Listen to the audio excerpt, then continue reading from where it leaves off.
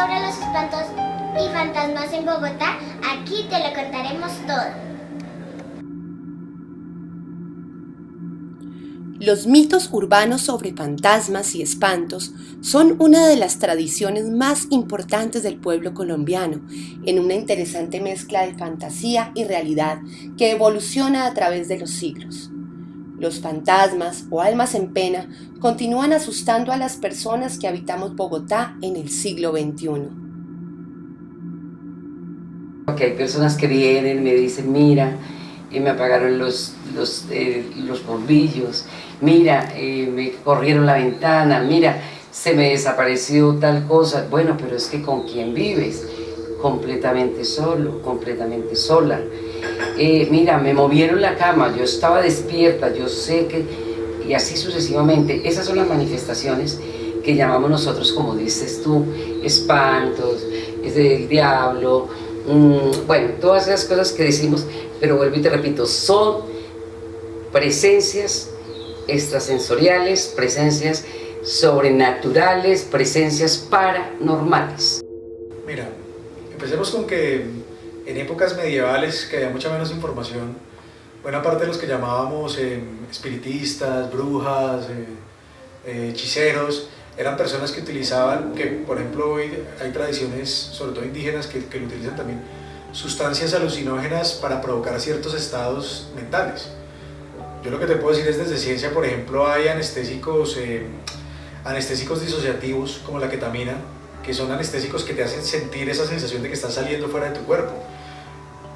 Cualquier persona que haya tomado sustancias alucinógenas, y lo sabemos por la experiencia de ellos, tiene la sensación de tener percepción extrasensorial, una percepción distinta a la percepción cuando está en un estado normal. Entonces tú te tendrías que preguntar, ¿ese tipo de alucinógeno genera esa sensación o simplemente es un puente para crear algo que ya está ahí? Mi opinión personal es que la genera. El interés por nuestros fantasmas capitalinos trasciende las fronteras y a los extranjeros les atraen los mitos urbanos sobre apariciones fantasmagóricas, al punto que existe un recorrido turístico en Bogotá sobre fantasmas y aparecidos por el sector de la Candelaria.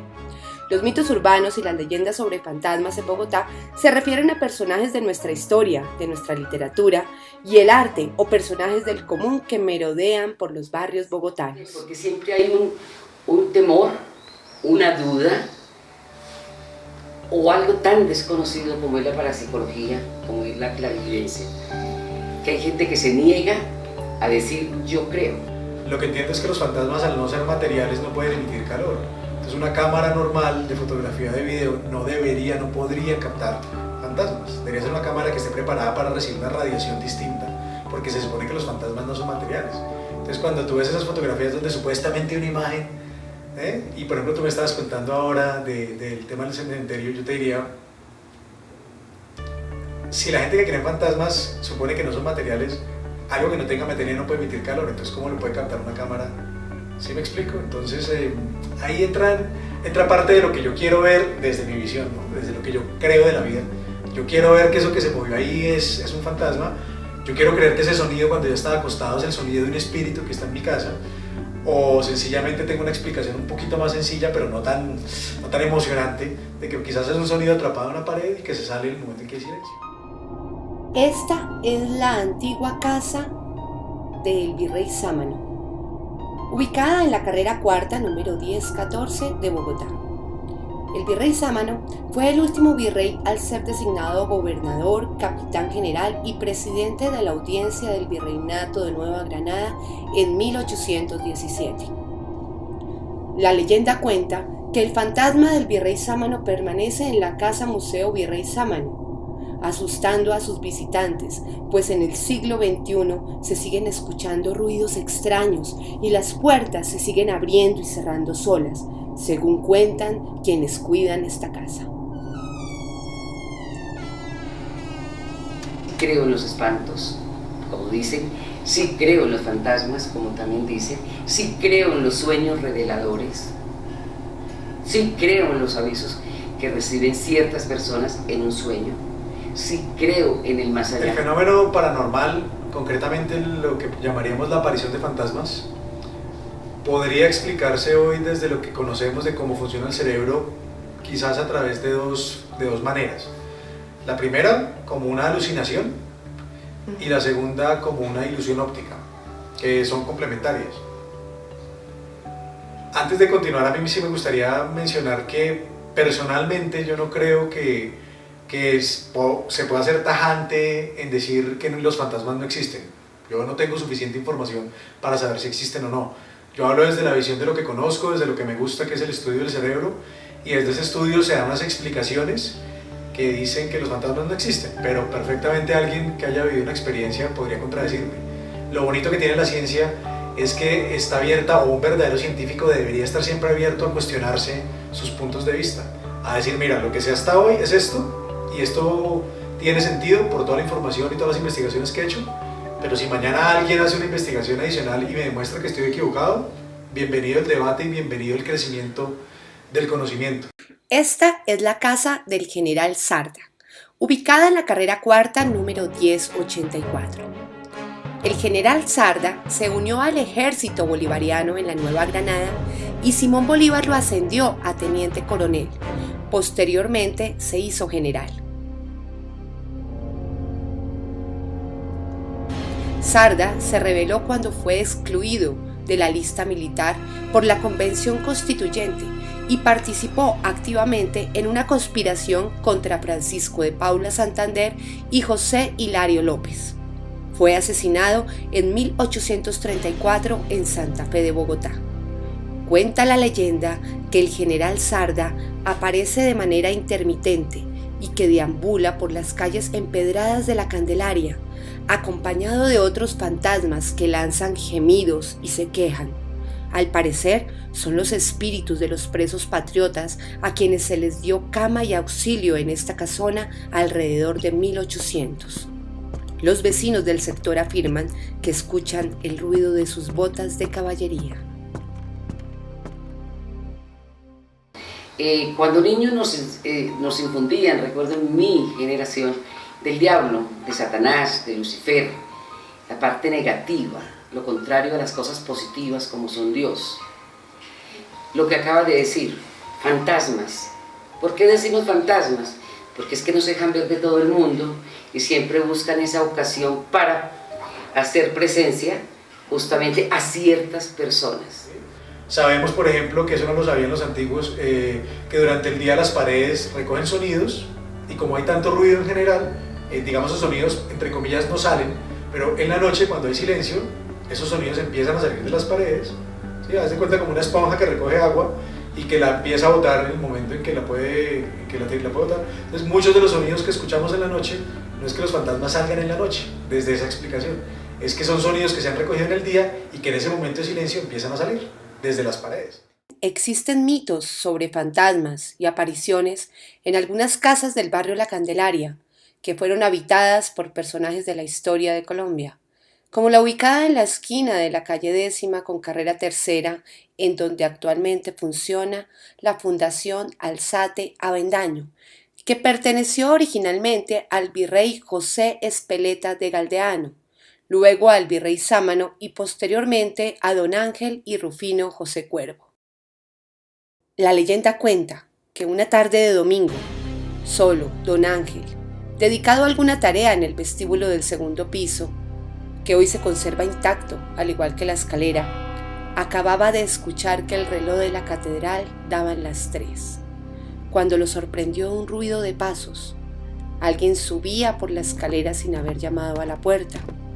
Cuando llegó arriba, don Ángel lo vio.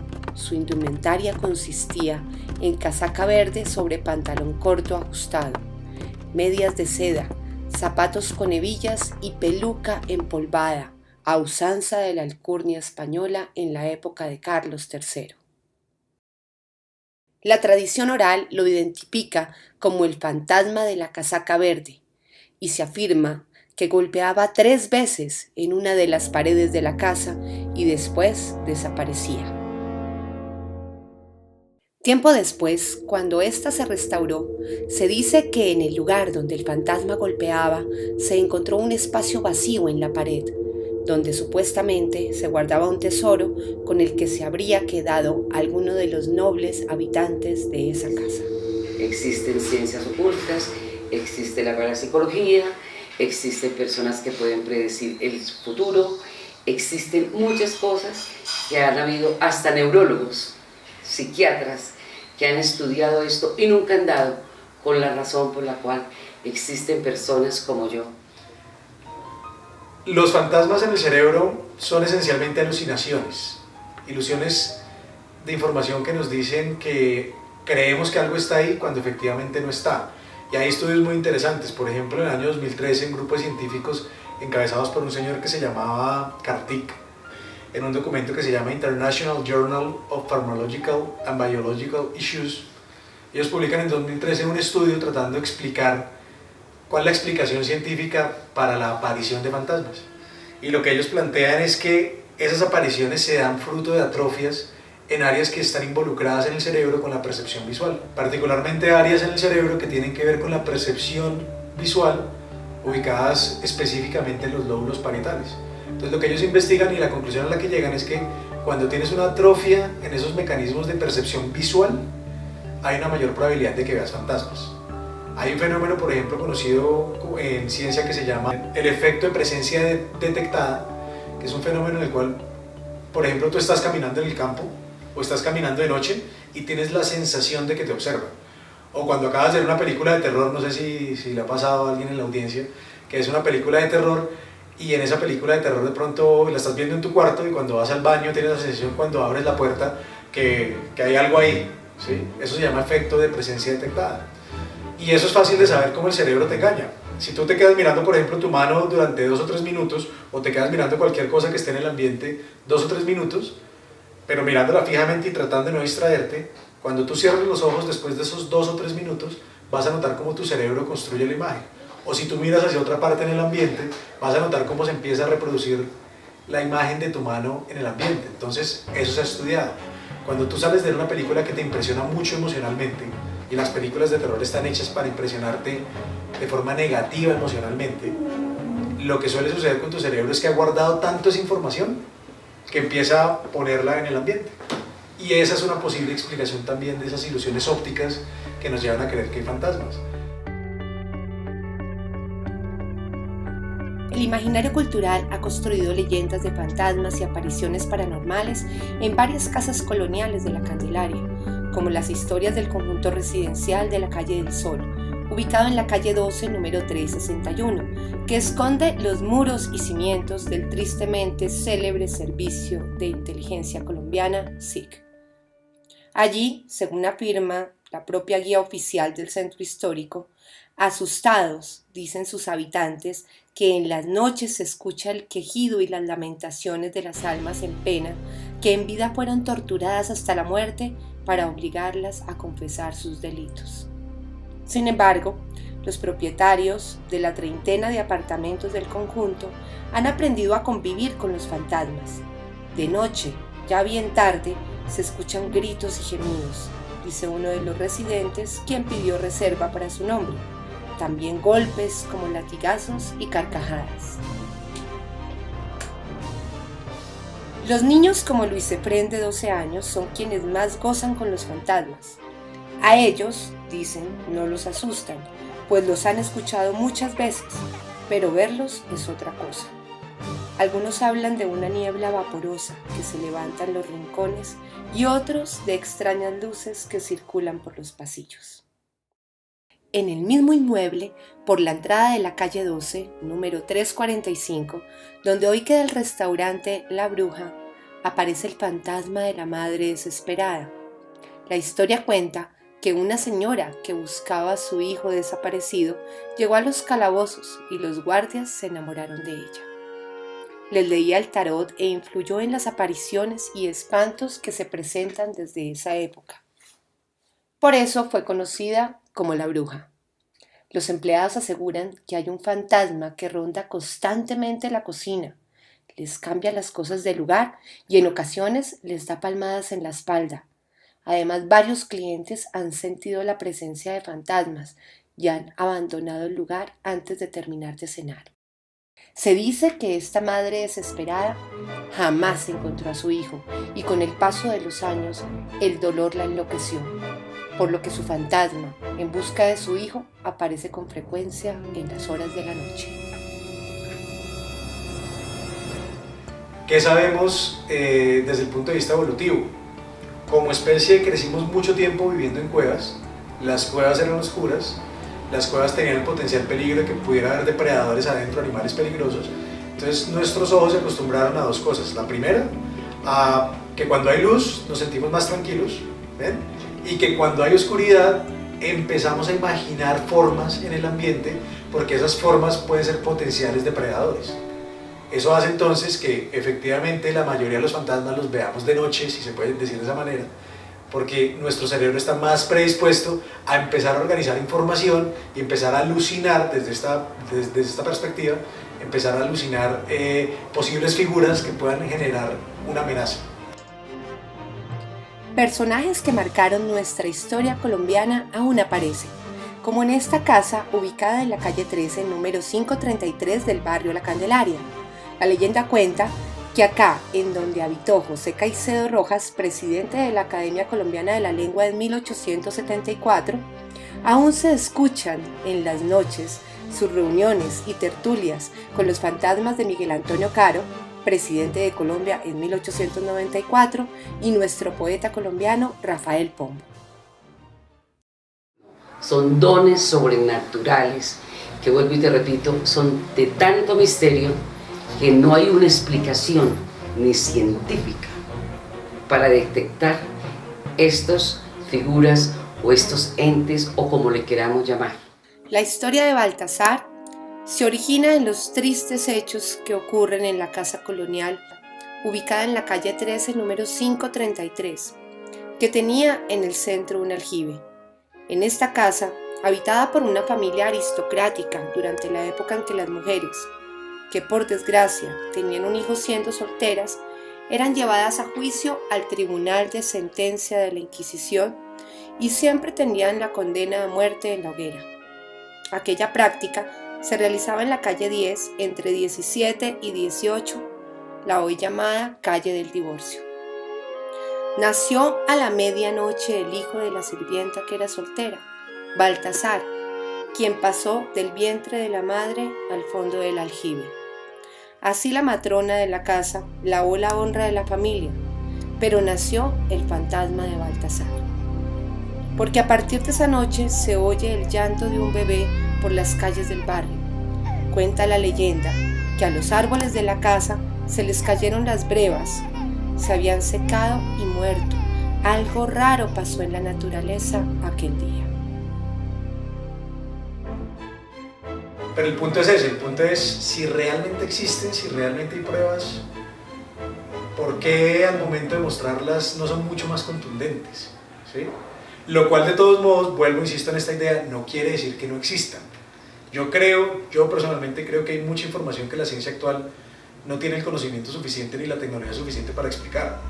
Y es que devolvámonos, si tú hablas con una persona que vive hace 120 años en el mundo, y tú le contaras a esa persona que a la vuelta de 100 años ya van a haber aparatos a través de los cuales se va a poder comunicar en tiempo real con alguien al otro lado del mundo y ver su imagen, eso suena de ciencia ficción, absolutamente, ¿sí?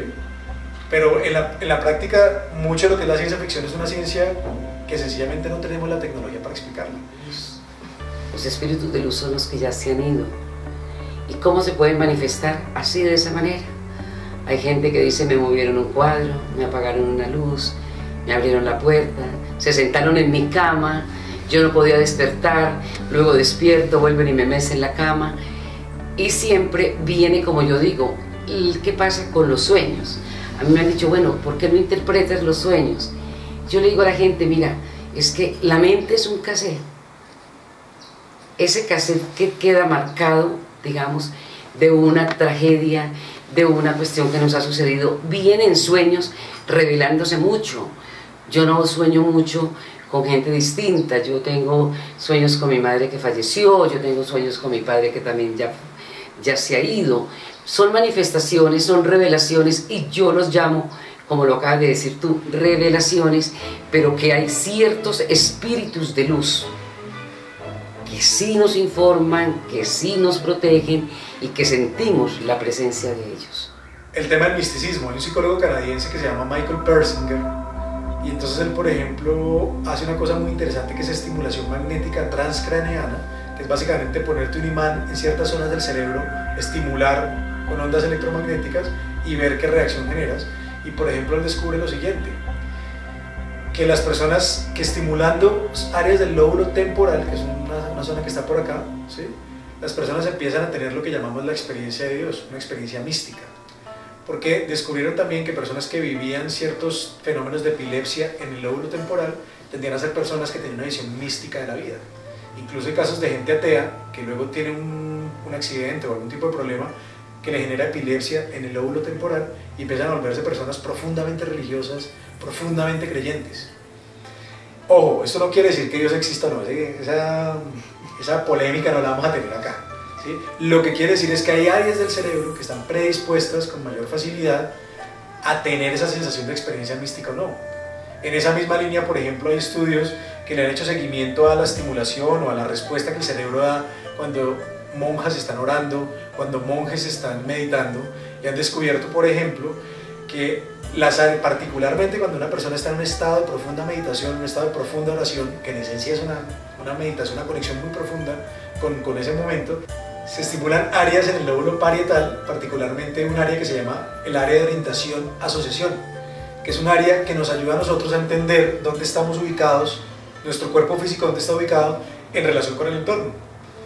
Si esa área no funcionara bien, yo no podría saber que estoy sentado en una silla y que cuando me levante, me estoy levantando yo, mi cuerpo, y que voy caminando hacia la puerta, ¿sí?, que es más o menos lo que le pasa a las personas cuando tienen mucho licor, que pierden un poco la percepción de dónde están. Entonces, interesantísimo que cuando alguien está en meditación profunda, esa área empieza a tener una activación muy baja, con lo cual empieza a tener una sensación de fundirse con el entorno, que es esta sensación que transmiten quienes meditan o quienes dicen estar conectados con Dios, ese momento en el que dicen me estoy conectando con la fuente divina, ¿sí?, esa sensación de que soy uno con el entorno, uno con el universo.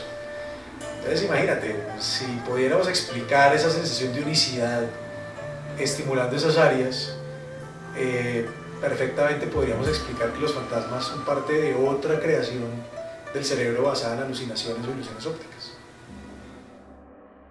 El cementerio más antiguo de Bogotá es el Cementerio Central, que funciona desde 1836.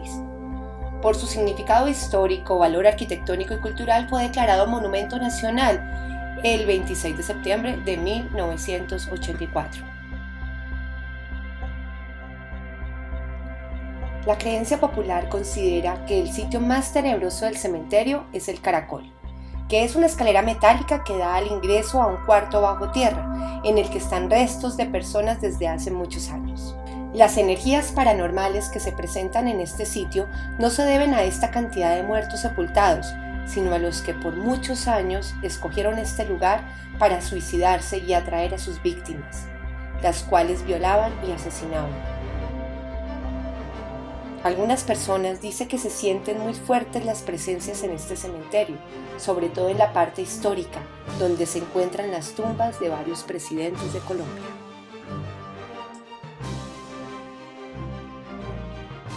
Cuando estábamos editando este documental, notamos una presencia extraña en medio de las tumbas. Juzguen por ustedes mismos.